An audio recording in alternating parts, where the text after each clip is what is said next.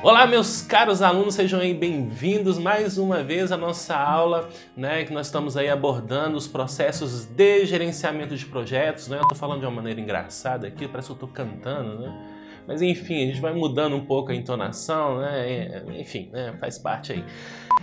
Nós avançando aí na nossa aula então, Agora eu quero abordar com vocês a primeira parte do processo coletar os requisitos. Eu dividi essa aula em duas partes, E coletar os requisitos tem como objetivo principal, fundamental, determinar, documentar e gerenciar as necessidades e requisitos das partes interessadas. Então, esse processo ele é de extrema importância para a gente poder entender o que as partes interessadas querem do projeto. Afinal de contas, o projeto existe para poder atender a essas necessidades, não é? Então nós precisamos coletar essas informações de maneira apropriada e esse processo ajuda nesse objetivo de entender o que realmente importa para as partes interessadas. Normalmente, aí pensando em relação ao início de um projeto, vamos pensar aqui que uma empresa nos contrata para ser o gerente de projetos, e essa empresa tem uma necessidade, por exemplo, vamos supor que de implantar um sistema ERP, de gestão integrada da empresa.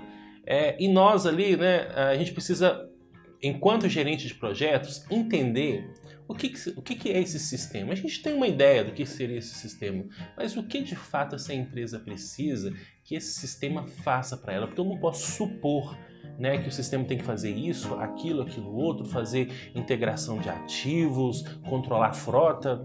Não sei. Será que essa empresa tem frota? Será que ela tem interesse em controlar a frota dela? Então a gente precisa o quê? Conversar com as partes interessadas. Existem técnicas, existem ferramentas que possibilitam a gente extrair essas informações da parte interessada de forma a compor posteriormente o escopo do trabalho, que vai servir de base para o planejamento de prazo, de custo, trabalhar todas as demais áreas de conhecimento. E depois nós vamos ver uma parte importante dentro do gerenciamento da qualidade, que é justamente avaliar se os requisitos que foram traçados no início do projeto, de fato, eles estão sendo o quê? Cumpridos. Se lá na ponta, eu tenho uma ponta onde eu coleto requisitos e eu tenho uma outra ponta onde eu entrego o resultado do projeto. Então, esse resultado aqui reflete esses requisitos. Então, lá na qualidade, a gente vai justamente fazer, trabalhar para tentar garantir que haja uma conversa entre esses dois pontos, e fazer eventualmente avaliações se realmente esses requisitos estão sendo cumpridos. Então, apresentando aqui o processo para vocês, nós temos aí uma série de entradas, termo de abertura, plano de gerenciamento de projetos, documentos do projeto, os documentos de negócios, acordos, fatores ambientais e ativos de processos organizacionais. Pegando aí um exemplo, no caso do plano de gerenciamento de projetos, nós temos aí o que realmente interessa em relação a esse plano. Então, um detalhamento associado com o que de documento é importante dentro do plano de gerenciamento de projetos para a gente poder trabalhar os requisitos. E aí eu tenho uma série de ferramentas e técnicas também que são abordadas aqui. Algumas nós já estudamos, como eu já disse para vocês, outras nós vamos abordar mais no futuro, mas aqui no caso eu quero enfatizar nessa aula algumas ferramentas e técnicas específicas associadas com coletar os requisitos, ok? E o nosso principal resultado do processo envolve documentação dos requisitos e a matriz de rastreabilidade dos requisitos. Vamos entender então o que seriam esses pontos mais importantes dentro do processo. Primeiro, nós temos aí uma ferramenta e técnica de coleta de dados que vai envolver o uso de brainstorming, entrevistas, grupos de discussão, questionários e pesquisas e realização de benchmarking, justamente como meio que de extrair informações das partes interessadas. E aqui cabe uma ressalva importante, que nós temos aí uma responsabilidade enorme, enquanto gestores do projeto, de realmente conseguir extrair essas informações, porque às vezes o cliente não tem conhecimento daquilo que ele realmente precisa. Então nós precisamos ajudá-lo nesse processo de entendimento e essas ferramentas vão possibilitar isso. De repente um cliente vira para você e fala assim: eu quero um sistema integrado na empresa, um ERP. mas ele nem sabe o que é um RP direito, ele não sabe ainda, às vezes, o que ele quer que esse sistema faça para ele. Então nós, enquanto gestores de projetos, enquanto especialistas no assunto, nós temos que ajudá-lo. E como que a gente vai conseguir isso? A gente vai conseguir isso levantando as necessidades deles, o que ele espera em relação a isso, avaliando comportamento de mercado, o que as outras empresas estão utilizando, competitividade, o que as outras empresas mais competitivas ou do mesmo ramo, elas estão utilizando como instrumentos de controle para os seus projetos, para a gestão da empresa como um todo, ok? Então é por meio disso. E como é que a gente consegue isso? Trabalhando as informações internamente, que pode ser por brainstorming, ou externamente também com outras partes interessadas, onde eu vou utilizar de entrevistas, vou realizar grupos de discussão, vou aplicar questionários e pesquisas, vou fazer benchmarking, né? O que é benchmarking, pessoal? É justamente a gente trocar experiência com outras pessoas que já têm, por exemplo, no caso desse exemplo, um sistema RP implantado. Então, como é que funciona o seu sistema? Ele atende às suas necessidades? Qual que é o sistema que você está utilizando? Qual foi o custo de investimento? Então, às vezes, um parceiro seu, ele pode ceder essas informações e facilitar muito o seu trabalho de entendimento do que você realmente precisa. Então, eu quero aqui abordar mais detalhadamente a questão do grupo de discussão, que é utilizado dentro de coleta de dados, que se trata, no caso, de uma técnica de elicitação, ou seja, de relacionamento junto às partes interessadas, de envolvimento delas para poder buscar ideias, que reúne essas partes interessadas pré-qualificadas, ok? E especialistas também no assunto para entender suas expectativas e atitudes sobre um produto, serviço ou resultado proposto aqui no caso. Então traga essas pessoas, todo mundo para uma sala. Vamos lá, gente, nós temos uma necessidade de desenvolver um sistema ERP, eu quero saber de vocês em relação à necessidade de vocês, sobre expectativas que vocês esperam em relação a esse projeto. Então cada um vai trazendo ali suas contribuições, outros vão falando mais, outros vão falando de menos, e aí você vai ali atuando como um facilitador do processo, ok? Então, grupo de discussão, uma coisa relativamente simples que pode trazer um resultado extremamente significante. Durante esse trabalho, o que pode acontecer também, a gente precisa tomar decisões importantes, e essas decisões às vezes podem ser tomadas por votação, Eu vou dar um exemplo aqui para vocês que votação pode se dividir basicamente em 3 tipos, ok? Você pode ter unanimidade quando você vai votar alguma coisa,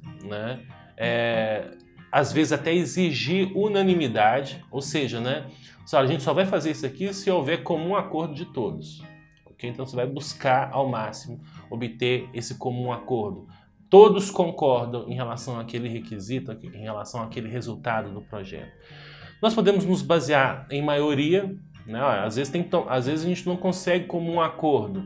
Então, no caso aqui, vamos tomar decisão baseada em 50% dos votos mais 1, para poder desempatar. As eleições brasileiras, no caso do segundo turno, se baseiam justamente nessa maneira de eleger um determinado candidato. Aquele candidato que recebe 50% dos votos mais 1 é o candidato eleito. Então, se houve 100 milhões de votos para um candidato e outros 100 milhões e 1, esse 100 milhões e 1, ele é o candidato eleito. Já no primeiro turno das eleições brasileiras, o processo de votação é baseado em pluralidade, ou seja, são eleitos ali, no caso, os 2 principais blocos que receberam mais votos, Ou então, pode acontecer às vezes de um bloco receber 50% mais 1 de todos os votos possíveis, e aí de cara ele já é eleito, não tem segundo turno aqui no caso, Mas quando isso não acontece, nós temos ali várias categorias, Nós temos ali um candidato A, que recebe 15% dos votos, o candidato B 20% dos votos, o candidato C 10% dos votos, o restante tudo distribuído nos demais. Então ali não há muito consenso, ok? Então o que eu faço aqui no caso? Elejo os 2, no caso eu estou dando um exemplo aqui de pluralidade dentro das eleições brasileiras. Eu elejo os 2 mais votados e submeto eles novamente a uma votação, no caso onde 50% mais 1 determina quem que é ali o candidato vencedor das eleições, ok? Então são instrumentos que podem ser utilizados aí no caso para poder tomar decisões em relação a requisitos, porque às vezes eu não consigo fazer todos os requisitos das partes interessadas ou não é interessante para o projeto, logo eu preciso priorizar, ok? Vamos lá. Outra maneira de se tomar decisões é por meio de decisão autocrática. O que significa decisão autocrática? É baseado meio que na ditadura. Quer dizer que uma pessoa toma decisão pelas demais. Normalmente, né, essa pessoa ela tem poder dentro da organização, ok? Evidentemente, ditadura às vezes não se aplica, né, ao sistema de eleições, né, de gestão do Brasil, como estava citando um exemplo todo lá, mas dentro de uma empresa, às vezes tem que ser por meio de ditadura, né, onde uma pessoa determina, às vezes tem muita confusão entre as partes interessadas, e aí chega o chefe lá e fala assim, gente, para com isso, não, para com essa discussão. É isso aqui, pronto e acabou, né? Não tem conversa. Claro que tem aí o risco, né, de gerar um descontentamento das partes interessadas, mas enfim, né, a gente assume esse risco aqui no caso, dentro do ambiente organizacional, ok? E também, né, nós podemos tomar decisões baseadas em análise de decisão envolvendo critérios múltiplos. Normalmente, quando você toma uma decisão, você não se baseia única e exclusivamente em um critério apenas. Nós nos baseamos em vários critérios. E aí, pessoal, nós precisamos o quê? Criar um sistema de tomada de decisão baseado nesses múltiplos critérios. Então, eu trouxe um exemplo aqui para vocês, no caso, né, de análise de decisão envolvendo critérios múltiplos. Então, vamos supor que você está procurando um emprego e, né, uma coisa maravilhosa aconteceu. 3 empresas se manifestaram interessadas em te contratar. 3 empresas, ok? E aí você precisa decidir se você vai para a empresa A, para a empresa B ou para a empresa C, né? Normalmente, às vezes, as pessoas decidem baseado naquela que vai pagar mais. Mas será que essa é a melhor empresa? Não necessariamente. Okay? Às vezes você aceita ganhar menos em função dos desafios, da oportunidade de crescimento, em função da exposição que aquela posição que você vai ocupar vai trazer para sua carreira, ok? Então nós precisamos o quê? Pesar tudo na balança. Tá bom? Então vamos supor que nós estamos avaliando entre essas 3 empresas salário, distância da sua residência, isso é um fator importante também. Você quer trabalhar mais perto da sua casa, prefere trabalhar mais perto, isso economiza tempo de trânsito, permite com que você possa estar mais tempo com sua família, enfim, né? Para alguns isso é muito importante, para outras vezes não se importam em pegar 1 hora, 1h30, 2 horas de trânsito, enfim, eu me importo muito no caso, né? Distância da sua residência, como eu disse, oportunidade de crescimento, ok? Clima organizacional, e aí nós vamos avaliar as 3 empresas. Antes de avaliar, nós estabelecemos pesos entre os critérios. Eu te pergunto, entre esses critérios, qual que é o mais importante? Boa parte das pessoas diriam que é salário, então por isso que eu coloquei já aqui um peso 3, o maior peso para salário. Oportunidade de crescimento eu coloquei como 2, ok? E o menor peso aqui ficou distância da sua residência e clima organizacional. Isso está dizendo, em outras palavras, que a empresa que pagar melhor e me dá mais oportunidade de crescimento, essa empresa é que eu vou selecionar, mesmo que ela seja mais distante, mesmo que às vezes o clima organizacional não seja dos melhores, ok? É claro que o clima organizacional e a distância da residência vai servir muitas vezes para desempatar, né?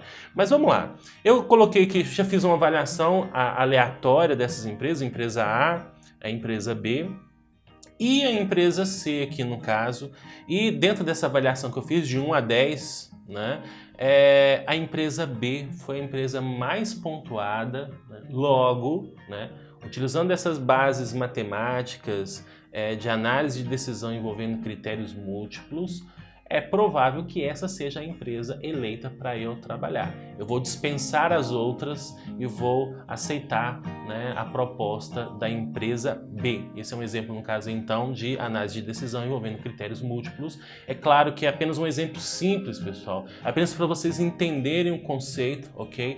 Essa parte, né, de utilização, tomada de decisão utilizando critérios múltiplos, ela envolve, ela é mais profunda aqui no caso, mas não é o nosso objetivo aprofundar nisso. O nosso objetivo aí é estudar para a certificação PMP e CAPM e obter as informações, o conhecimento necessário para isso, ok? Depois até nós, em outros momentos, podemos trocar ideias sobre esses assuntos, mas não visando a certificação, mas visando o nosso crescimento pessoal e profissional desses assuntos. Outra ferramenta e técnica aqui no caso é a representação de dados. Você tem que apresentar essas informações de requisitos. Isso pode se dar por meio de diagramas de afinidade ou mapeamento mental. Nós já abordamos mapeamento mental em aulas anteriores. Eu quero aqui trazer um exemplo para vocês de diagramas de afinidade, que é o quê? É uma técnica que permite agrupar um grande número de ideias, opiniões e informações em grupos conforme a afinidade que apresentam entre si. Técnica relativamente simples, apenas uma maneira de você organizar essas informações. E trazendo um exemplo aqui, né, vamos supor que eu tenho aí que desenvolver estratégias para aumentar o nível de qualidade dos produtos oferecidos. E aí, para facilitar o entendimento, a organização das informações, eu criei 4 grupos aqui no caso, onde eu criei não, né? A fonte aí da figura que criou, né, para dar esse exemplo aí para nós, que é elevar o grau de entusiasmo dos funcionários. Então todas as iniciativas ali agrupadas naquele grupo. Elevar o nível de controle da empresa, então todo mundo ali agrupado, aprimorar o sistema de garantia da qualidade e aprimorar as habilidades e técnicas da empresa. Isso facilita muito o trabalho de organização, de entendimento dos requisitos, de estabelecimento de prioridades entre esses requisitos, ok? Um outro exemplo de diagrama de afinidade é a própria estrutura analítica do projeto. Se você pensar na EAP do projeto, é uma maneira de você o quê? Agrupar entregas baseado na afinidade. Pessoal, então vamos até aqui, a gente continua na próxima aula aí.